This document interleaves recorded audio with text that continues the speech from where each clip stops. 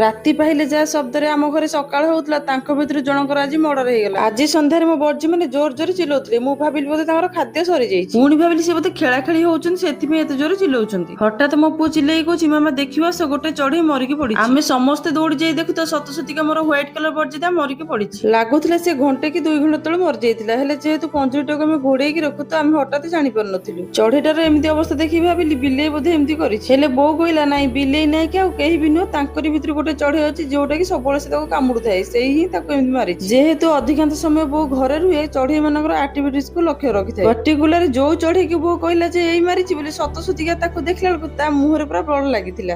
ବୋଉ ସବୁବେଳେ କୁହେ ଏଇ ଗୋଟିଏ ପକ୍ଷୀ ସମସ୍ତଙ୍କ ସହିତ ଲାଗୁଛି ତାକୁ ବାହାର ହେଲେ ମୁଁ ଭାବେ ସେମାନେ ତ ସାଙ୍ଗ ତାଙ୍କୁ କେମିତି ମୁଁ ଅଲଗା କରିବି। ଆଉ ଯଦି ତାକୁ ବାହାରେ ଛାଡି ଦେଇଥାନ୍ତି ତାହେଲେ ସେ ବି ବଞ୍ଚି ନଥାନ୍ତା। କାହିଁକି ନା ବର୍ଜି ହଉଛନ୍ତି ଅଷ୍ଟ୍ରେଲିଆନ ବାର୍ଡ, ସେଥିଲାଗି ସେମାନେ ଖୋଲା ଆକାଶ ତଳେ ଅନ୍ୟ ପକ୍ଷୀ ମାନଙ୍କ ସହିତ ଖାପ ଖୁଆଇ ପାରିବେନି।